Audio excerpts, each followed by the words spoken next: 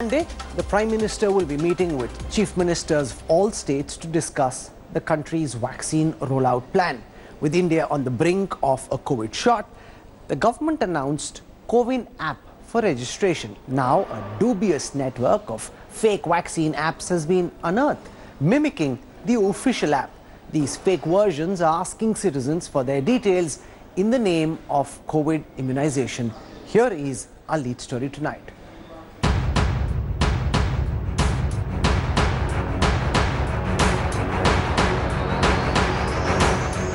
Countdown to the rollout. वो है CoWIN.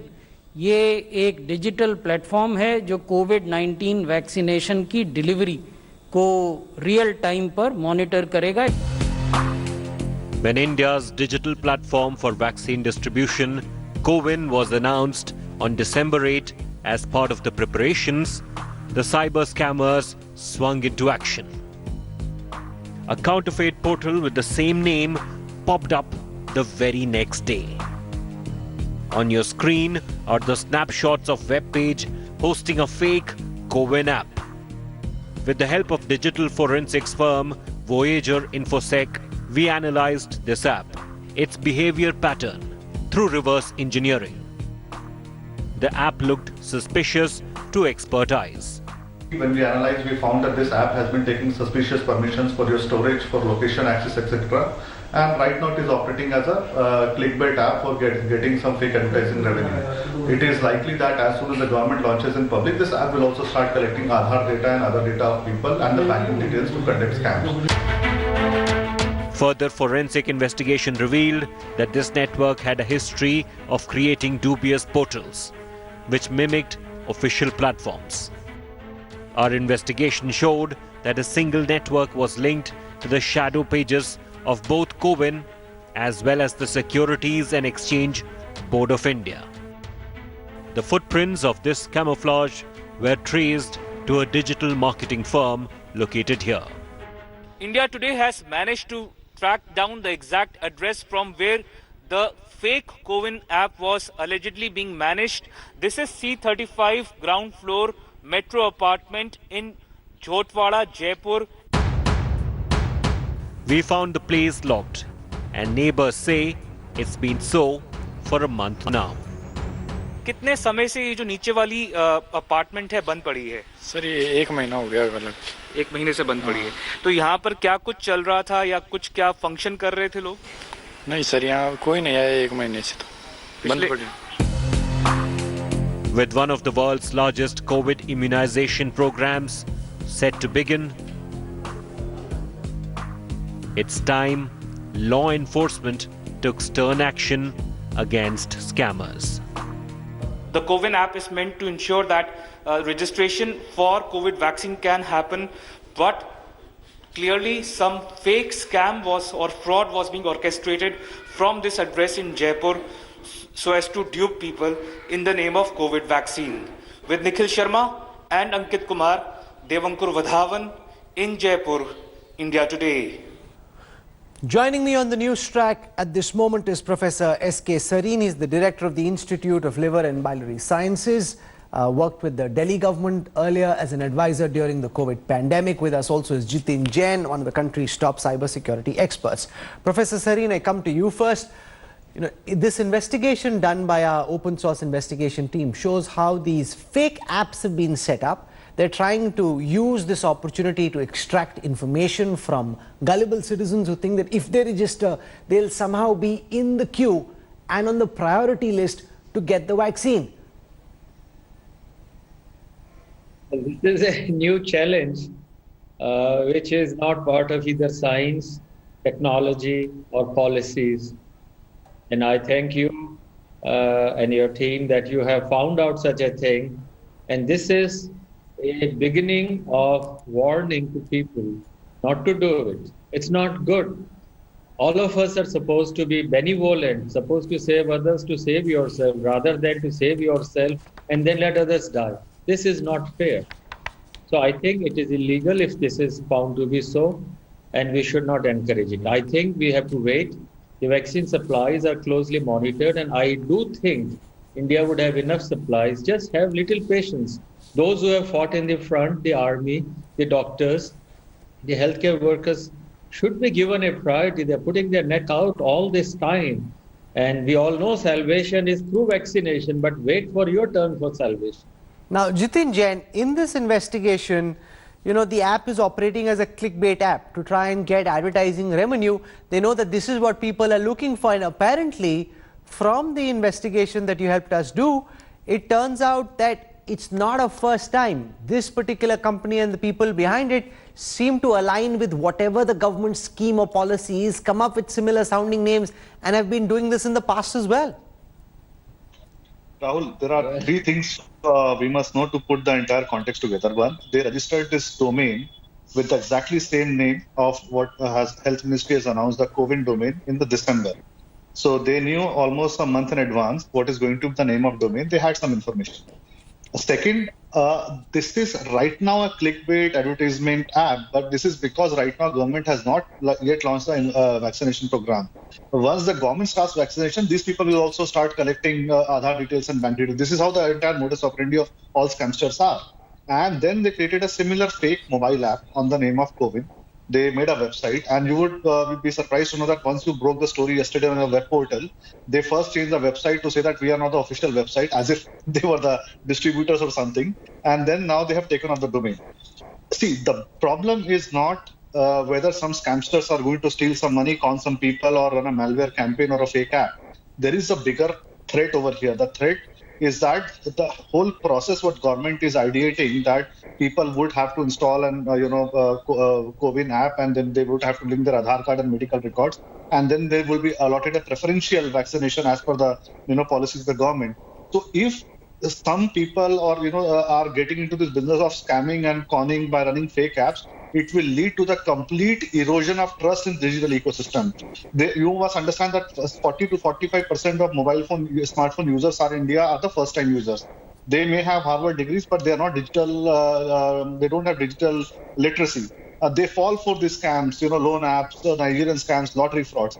So if this sort of new infodemic spreads, where fake COVID apps are operating, then the real a problem government is trying to solve by easing the entire process and putting records together and making it easier by a mobile app, there will be a complete erosion of trust in that entire ecosystem even before it has started. Okay. So I think that's the bigger challenge here, that if you don't stop it now, then the bigger objective of running a smooth delivery of vaccination in India will be affected.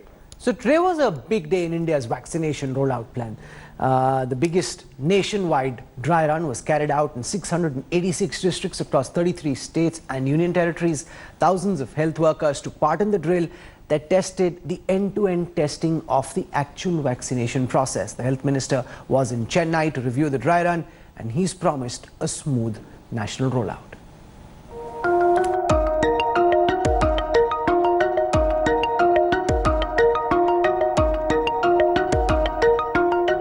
The battle against novel coronavirus has entered a decisive phase. On Friday, India undertook the biggest rehearsal for what would be the world's largest vaccination drive.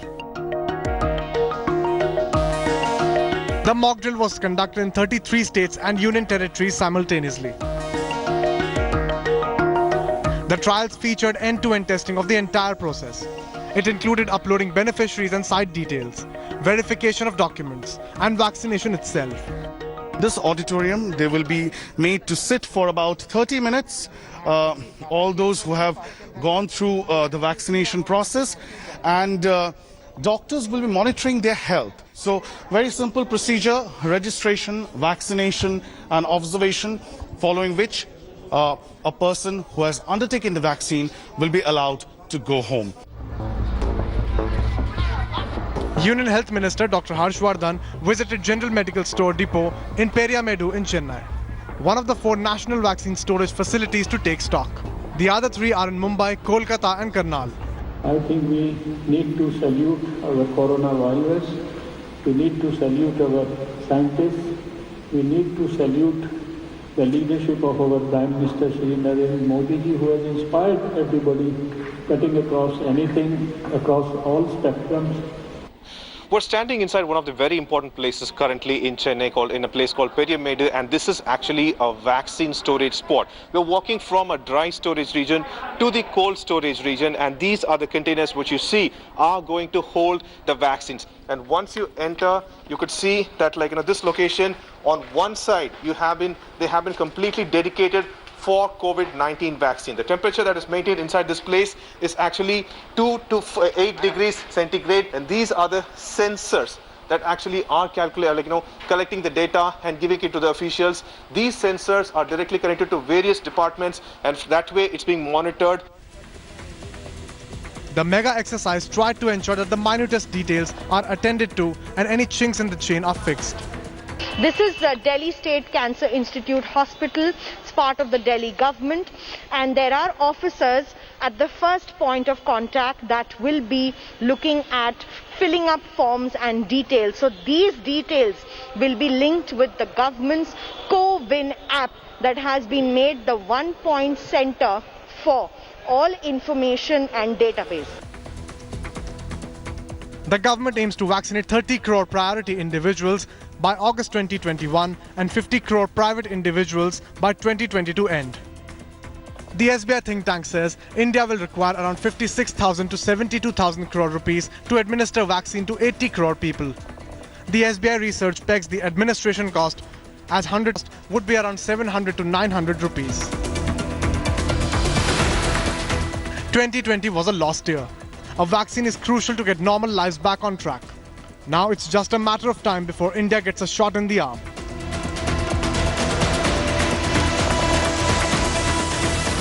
Bureau Report, India Today. One of my biggest concerns is how do we ensure that when the actual vaccination process starts, there isn't a free-for-all?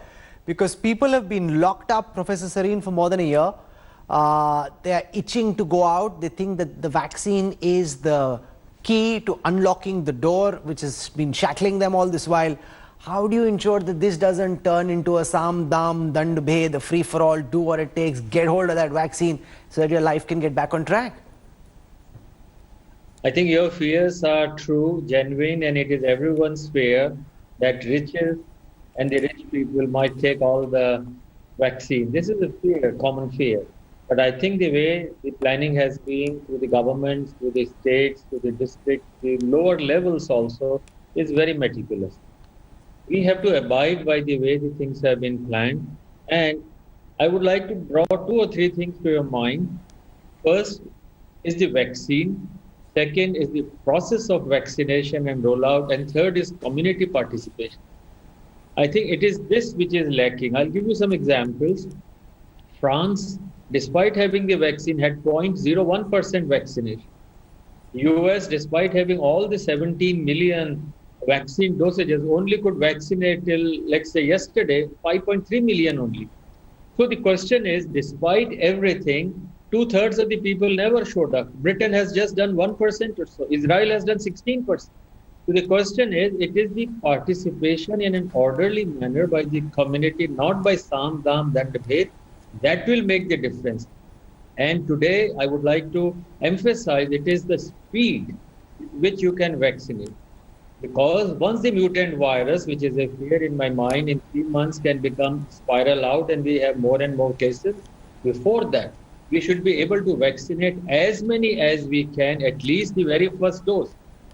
The important point is not those who get vaccinated. Let's say I do not want to get vaccine, I do not get enrolled. There would be a list of, let's say, 10%, 20% of saying no. Those who say no will be our biggest worry. Once they get a infection of any strain, any mutant virus, they can become really a dangerous thing. So therefore, total community participation is the key to our success. I am sure vaccine would be enough for all of us. But what we need is now orderly, complete participation and get your numbers enrolled. Do not miss your appointment. Do not mess up. Do not do a fraud.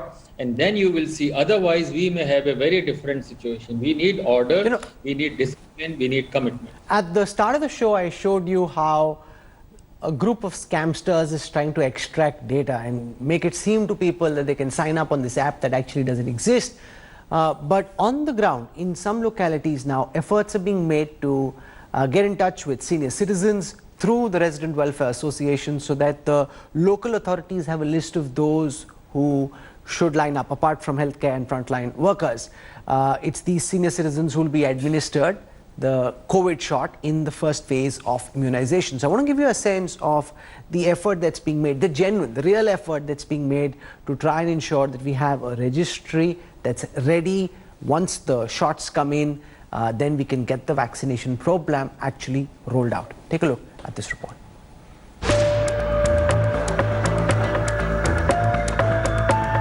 Delhi is gearing up for the vaccination program. A dry run was conducted in the capital to test the delivery system. Around 4.2 million people above the age of 50 have been identified for the first phase of vaccination. The Delhi government has sought help from the various resident welfare associations in the city for the mass vaccination drive. 9 lakh health and frontline workers are amongst those who will get the first jab. Delhi's Vasant Vihar Welfare Association is amongst those which has been contacted by the Delhi government to provide data. Day before yesterday in the evening, we got an advisory from the Delhi government wanting that they're saying they wanted to create a database on 3 lines, 60 and above, 50 to 60, and the third, which they did not mention but which is there in the papers, less than 50 but serious comorbidities. So we are collecting that data. The RWAs are key to the program since they have ready data of residents who are eligible for the first dose. Resident Welfare Association will play a very important role in any of the healthcare program, including our normal immunization program, unless there is community support, and this is a new program with new virus, so challenges are more. Identifying, contacting and delivering the vaccine is a massive challenge that state governments will face. That is where help from RWAs becomes crucial. Delhi government is planning to vaccinate 1 lakh people in a day. So one should hope that the joint efforts by the government and RWAs will make Delhi corona-free city. In New Delhi, with cameraman Kripal Singh, Poonam Sharma for India Today. Here as well, Professor Sareen, there's a lot of confusion because in some instances, the RWAs have been contacted by local authorities and then they've started drawing up these lists. In some instances, they're drawing up lists by themselves and then nobody's really told them to, and even the criteria isn't clearly defined. How do you ensure that there is clarity around these issues? The people know who's eligible, how will they be eligible, where do they actually need to go, because you've got all these lists being drawn up and yet at this moment at least there isn't adequate clarity of when and how the vaccine will be administered. Well, phase 1 is for healthcare workers. For Delhi is about, let's say, about 2 lakhs or so, 200,000 people for healthcare workers. So if we are vaccinating, I guess 100,000 in a day, we would be able to finish in 2 to 3 days. The numbers are, if you are vaccinating 100,000, you will require, per center is about 100, so you will require 1,000 centers to be active. So if we are lucky and we get participation in 2 to 3 days in the large hospitals, the healthcare workers could be done. And then the Resident Welfare Association support must be there. They should have their list ready. And I'm sure the government is reaching out to them very soon. So they would be in the second phase. So at least they should do their job and say, look, we have 50 and above, 50 and below with comorbidities, those who are in a high risk category, all those are very well defined and published. RWAs are the backbone. Without them, we will not be able to reach out to the communities. Okay, I'm going to slip into a break. When I come back, we'll go across to the second big investigation we're putting out tonight. This is about China's loan trap being exposed. Here on board the Newstrack, there are a slew of Chinese apps that have emerged that are offering instant loans to borrowers in India. The interest rates are high, but the fact that these apps give instant cash from 1 to 50 rupees, going up to 5,000, 10,000 rupees. But here's the flip side. The apps lure customers to take more loans and then Failure to repay leads to blackmail. This is a story I very strongly suggest you see very carefully, because whether you know it or not, this is happening to people around you. This is an India Today special investigation.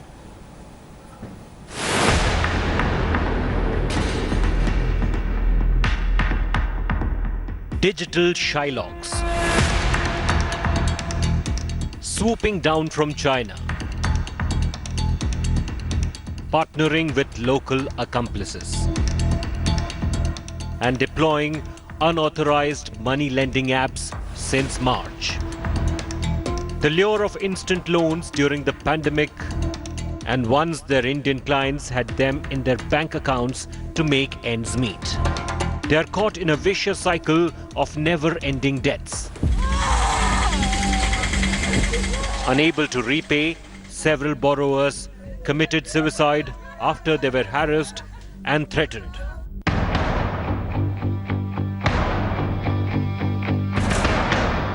That's how Indians have been scammed by Chinese money lending apps since the virus lockdown last year.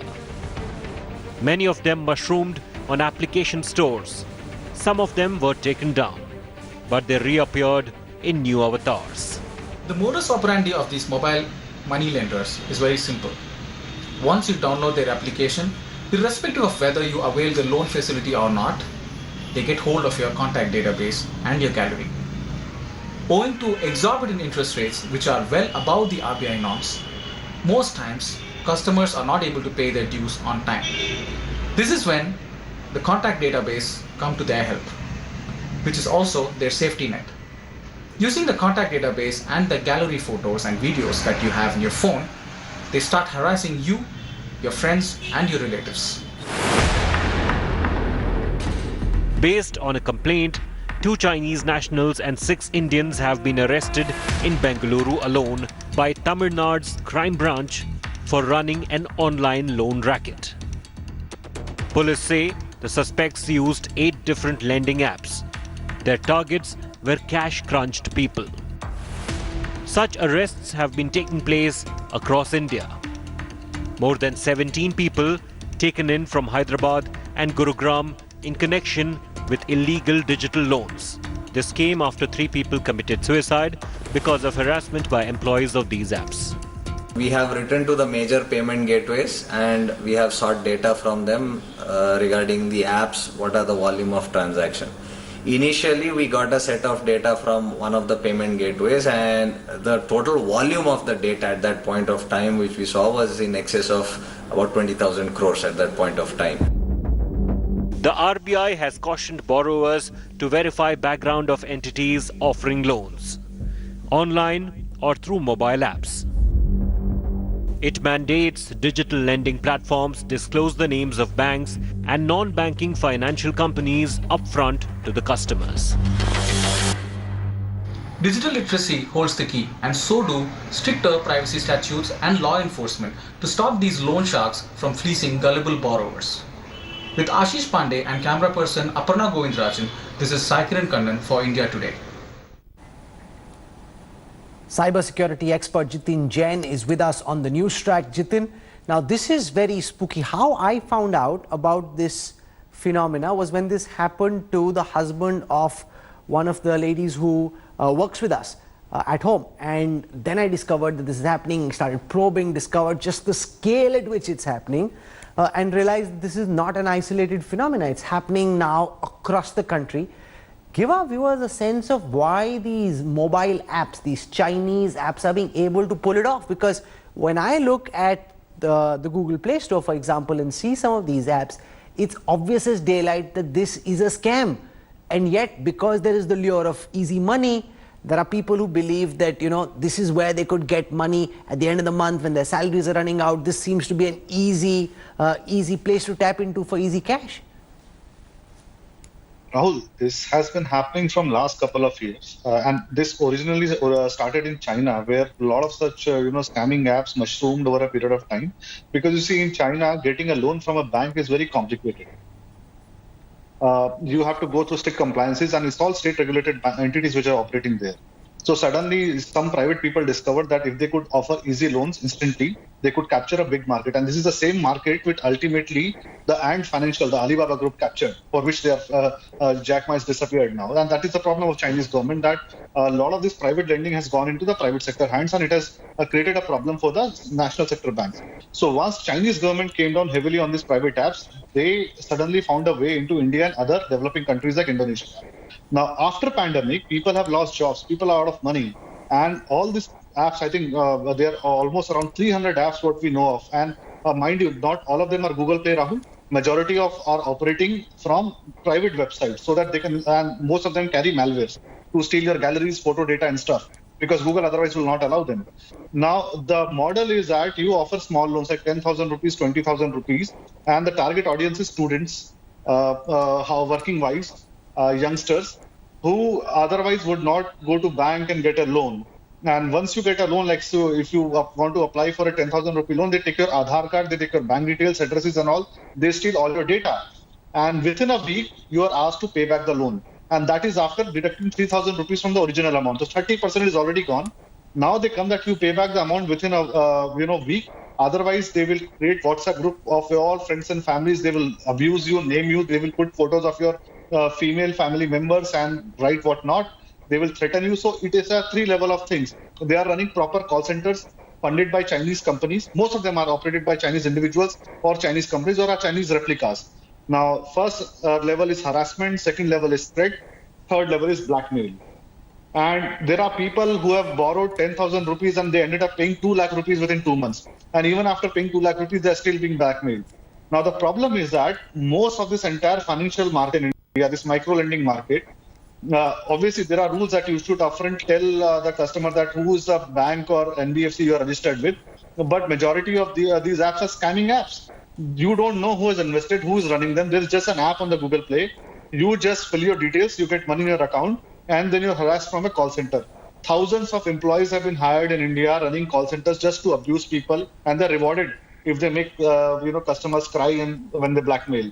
So the problem is that we have to regulate this financial app market now, and it is not only about loan apps; it is about betting apps. It is about this fantasy games, Rahul.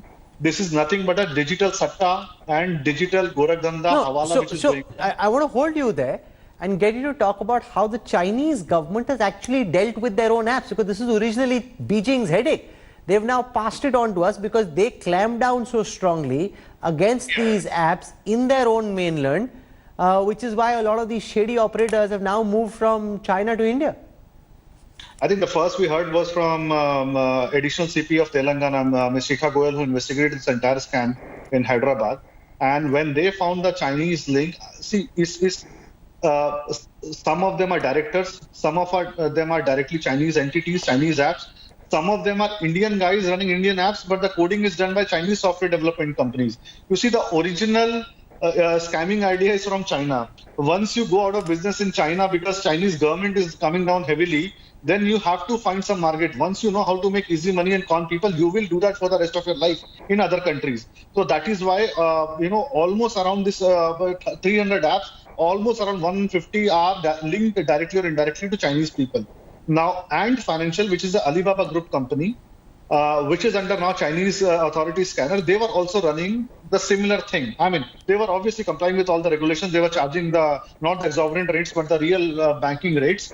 But before, and how you have to understand, how did Alibaba realize that there is a market over there? It is through these scamming apps. When they found that thousands of crores are being distributed from these private lenders by conning people with high exorbitant interest rate, Alibaba came up with a regulated framework that I will offer you a loan from a private bank with a very nominal rate.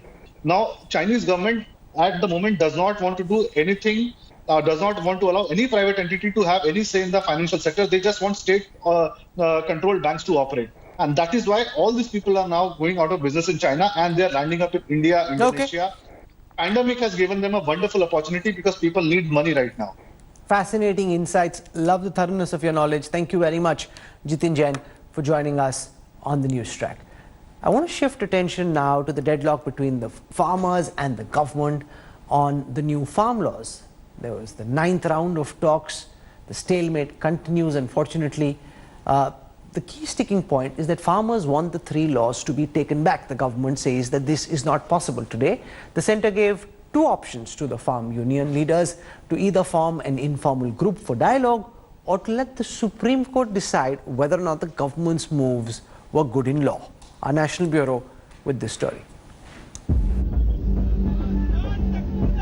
Day 44 of the farmers' agitation and round 9 of the talks hit a dead end today. While the next date is January 15th for talks, there is little hope of a breakthrough. सरकार अभी मान नहीं रही, सरकार अभी मान नहीं रही और ना किसान मान रहा। एमएसपी पे वहाँ पे कोई चर्चा नहीं हुई, वहाँ पे चर्चा हुई है बिलों पे वे संशोधन की बात करना चाहते हैं, हम बिल वापसी की बात करना चाहते हैं। The government has given 2 proposals. Number 1, to form an informal group with members from the both sides. 2, day-to-day hearing in Supreme Court. If the Supreme Court deems the law as illegal, then the government will repeal laws. Both the options have been rejected by the farmers. सरकार ने कहा है भी 11 तारीख को court में है, पता नहीं कोर्ट में क्या है, हम नहीं कोर्ट के बीच में गए, कौन गया कोर्ट में उसका काम होगा, हमारा कोर्ट का काम नहीं है, हमारी तो लोगों की चुनी हुई सरकार है, इसी से हम जो फैसला करेंगे इसी से करवाएं। The 9th round of talks that lasted just a little over 3 hours hit a stalemate right at the beginning. The farmers pushing the government to make their intent clear on repealing laws. The government digging in its heels over the laws. वार्ता में तीनों कानूनों से संबंधित ही चर्चा होती रही, लेकिन कोई निर्णय आज नहीं हो सका। सरकार का लगातार यह आग्रह रहा कि रिपील के अतिरिक्त कोई और विकल्प अगर यूनियन दे तो सरकार उस पर विचार करेगी। The intent of the farmers was made clear in the meeting itself. One of the farm leaders sat with a placard which read, "Ya to marenge ya jeetenge. Either we will win or die." Now the big question is, what now? Because the farmers are refusing to take the apex court route. Bureau Report, India Today. Hi everyone, Preeti Chaudhary here. Hope you like this video. For latest news and analysis, like and subscribe to the India Today YouTube channel. And don't forget to press the bell icon to stay updated. Thank you for watching.